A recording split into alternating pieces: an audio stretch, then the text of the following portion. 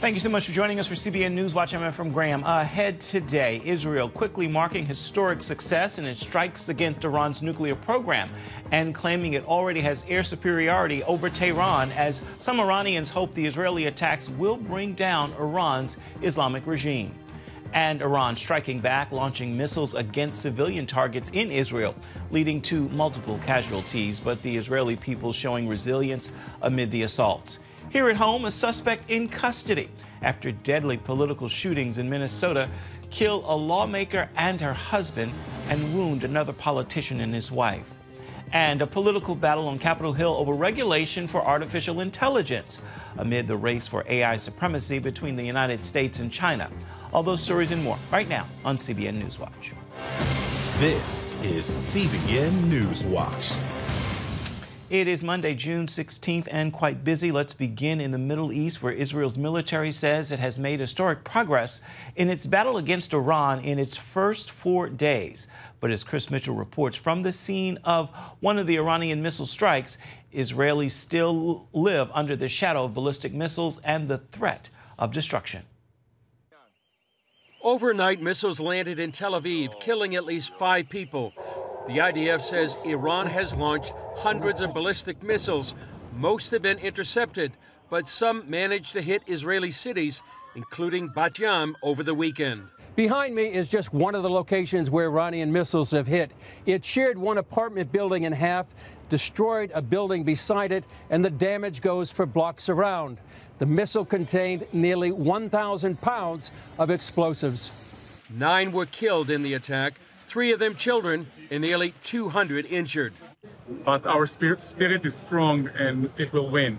We know that our enemies try to target civilians, but this is why starting tomorrow we're going to rebuild this area. We have 75 buildings that took a hit. I've been to scenes of rocket impacts, whether it was from Hamas, whether it was from Hezbollah.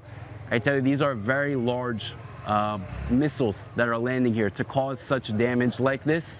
Iran has openly called for the annihilation of Israel, of the United States, of all Western ideology. Israel had to do a preemptive strike in order to defend our civilians. Now, what we're targeting is strategic military targets.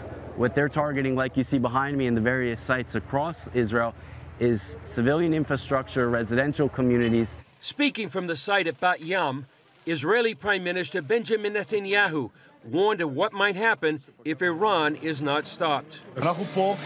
We're here because we're in an operation for the sake of our existence that is understood by all citizens of Israel. Imagine what would happen if Iran had nuclear weapons that would fall on all Israeli cities. Imagine what would happen if Iran had 20,000 missiles. Not one, but 20,000 of them.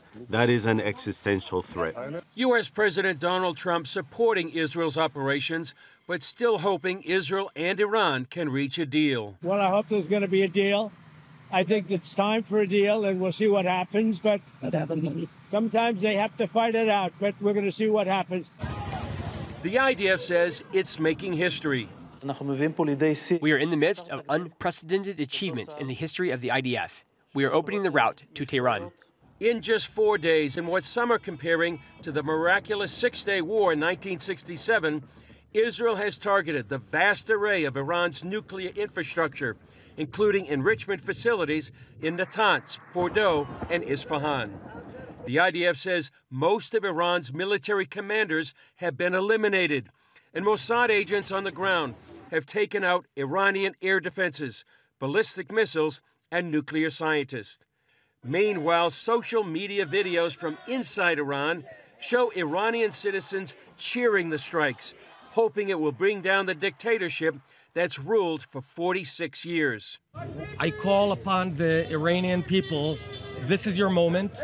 This is your moment to stand up, to remove the mullahs if you can, and the world will stand behind you. I also want to say this is a moment where if we didn't act now, the cancerous tumor of Iranian nuclear program would be much worse in a year or 2 years.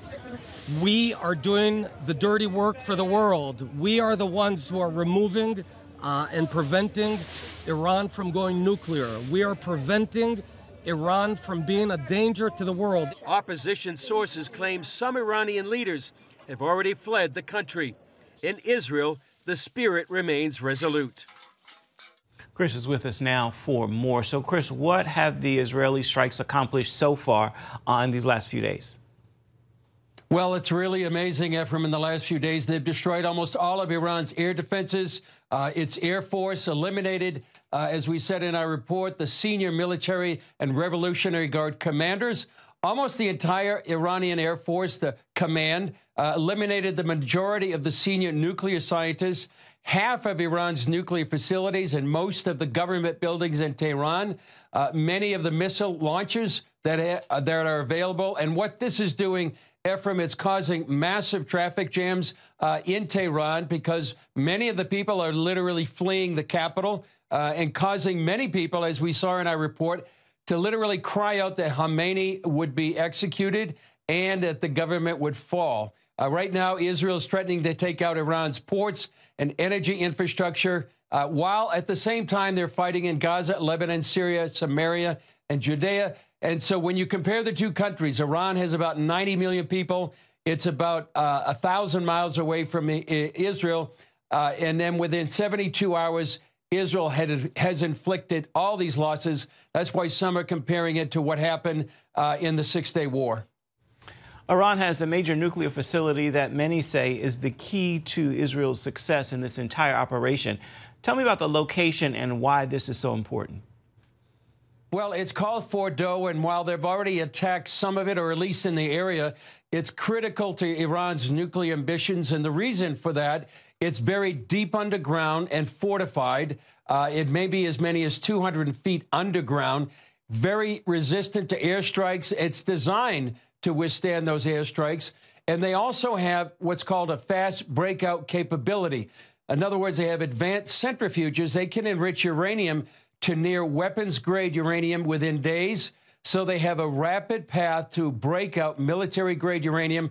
So if Natanz, which is one of their other main facilities, if that's crippled, Iran can still pursue enrichment according to, timelines that may be very fast. So the bottom line, it's a fortified structure. They have advanced centrifuges, and they could have a rapid breakout potential. And as some people said, this is really the ultimate test of Israeli air power. And some are believing that it really is going to take the U.S. and their bunker-busting bombs and maybe their 30,000-pound bomb to really go ahead and destroy Fordow. As you reported, Iran has also launched some deadly missile strikes against Israel. How does Israel plan to respond?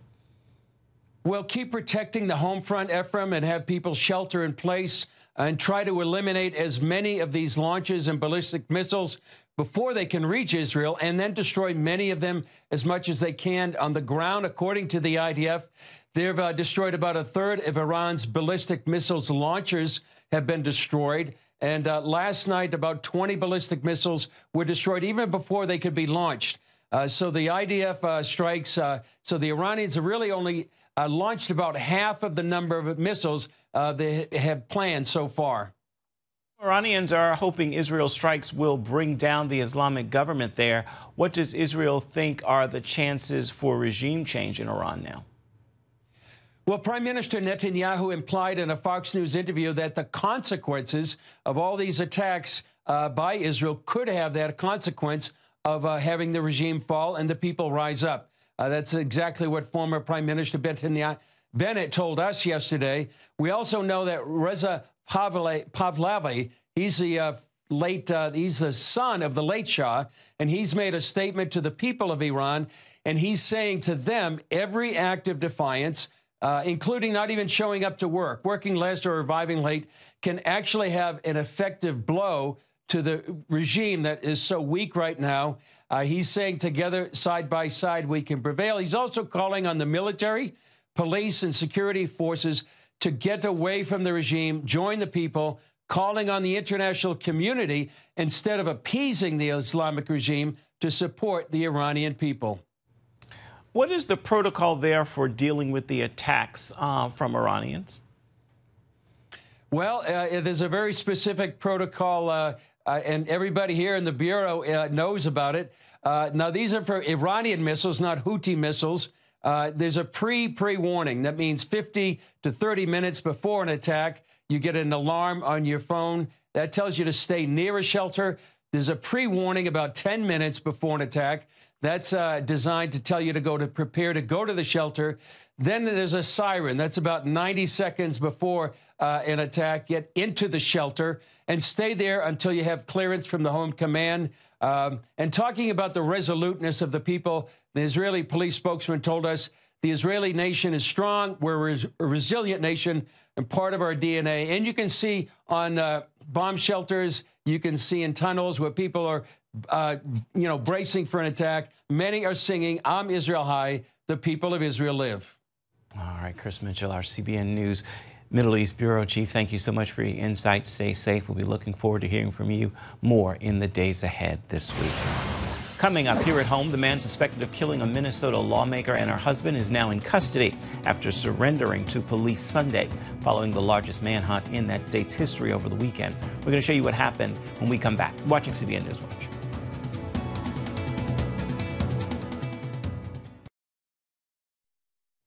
Welcome back to CBN NewsWatch. Deadly attacks on politicians in Minnesota this weekend, followed by the massive manhunt and the capture of the suspect as two lawmakers were shot in targeted attacks. One died along with her husband while the other survived, as did his wife. CBN's George Thomas has the details. Authorities arrested Vance Luther Bolter late Sunday night near his home in rural Sibley County, Minnesota. The sheriff's office released this image of Bolter, calling the 57-year-old the face of evil, after what authorities said was the largest manhunt in Minnesota's history. Multiple agencies were there as FBI laid hands on it and Minnesota State Patrol put the handcuffs on. One man's unthinkable actions have altered the state of Minnesota. Police say Bolter disguised himself as a police officer and early Saturday morning went to the home of Melissa Hortman, a top Democrat in the state's House of Representatives, and fatally shot her and her husband. Bolter was captured on surveillance footage wearing a latex mask and a police uniform. Minnesota's governor is calling the murders a politically motivated assassination. Our state lost a great leader, and I lost the dearest of friends. Speaker Hortman was someone who served the people of Minnesota with grace, compassion, humor, and a sense of service. Just an hour earlier, authorities say Bolter drove to the home of Democratic State Senator John Hoffman and shot both him and his wife. The front door of the Hoffman's home was riddled with bullet holes. Miraculously, the couple survived. They had multiple gun wounds and were able to, the first responders were there, the police were there, got them to the hospital. The latest news is Senator Hoffman came out of his final surgery and is moving towards recovery. A vet is healing. Investigators say they recovered writings and a list containing the names of 70 Democratic lawmakers and healthcare officials, potential targets who supported abortion rights and other liberal policies. When we did a search of the vehicle, there wasn't a manifesto that identified many lawmakers and other officials. We immediately made alerts to the state who took action on alerting them and providing security where necessary. Bolter had reportedly taken missionary trips to Africa and the Middle East and had preached about what he described as America's moral and spiritual decline. He now faces 2 counts of murder and 2 counts of attempted murder. George Thomas, CBN News. Turning now to the nation's capital this weekend as tanks, troops, and flyovers mark the 250th anniversary of the United States Army. While the event drew praise from many as a powerful tribute to the military, it also sparked protests across the country, with critics blasting the cost and timing, especially since it coincided with President Trump's birthday. Senior Washington correspondent Tara Mergener has the story. She reports from Washington. In a rare display of military might, USA! USA! Thousands of soldiers march in formation, escorted by tanks, Humvees, and helicopters roaring overhead, a bold display in the nation's capital. It makes me feel proud. It was all part of a historic celebration as the U.S. Army marks 250 years of service. I think it's good. I don't know why they didn't do it every year. Celebrating the courage and the bravery that each of our service members, show when they fight for us. It's important to celebrate that. The parade spearheaded by President Trump, who long pushed for a large-scale military display in the Capitol. While not organized in his honor, it coincided with his 79th birthday. Our souls are filled with gratitude for every generation of warriors who have worn the uniform all the way back to the very beginning. The last time a national military parade was held in the nation's capital was in June of 1991, marking victory in the Gulf War. It was a moment of broad national unity. Today, the tone is far more divided. Well, supporters praise the event as inspiring. And it's really cool to be out here and just come together as a country. Not everyone was celebrating. I'm really disappointed. It looks like an armed city. Democrats criticize it as an expensive political stunt. $45 million for a parade, for God's sake. The event also sparked more than 2,000 demonstrations across the country. The No Kings movement protesting what they see as authoritarian actions by the Trump administration, including the parade itself. The march is mostly peaceful, but some crowds clashed with police in Los Angeles and Atlanta. In Northern Virginia, a man drove a truck into protesters, injuring one. But along the parade route, a stark contrast of patriotism and gratitude to the Army. For 2.5 centuries of service and sacrifice.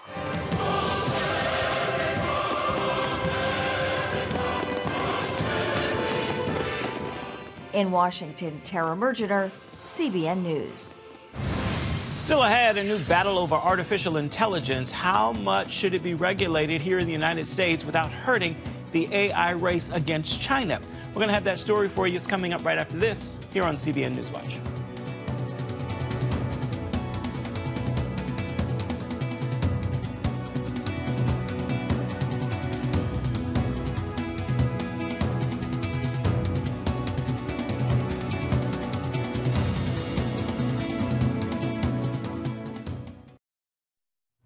Welcome back. On Capitol Hill, senators continue to negotiate portions of the president's big, beautiful bill.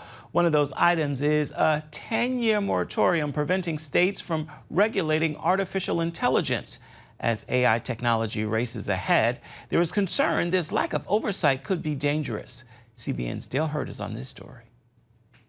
Not only has a bipartisan coalition of 260 state lawmakers urged Congress to remove the 10-year freeze, polling shows a solid majority of Americans also oppose the moratorium, which would cancel current laws and prevent states from enacting new AI laws. Many ask why it's even in the bill that's already passed the House and is now before the Senate. The answer appears to be deep concern that too much regulation will help China win the AI competition. The White House doesn't want states creating regulatory headaches when it's racing China for AI supremacy.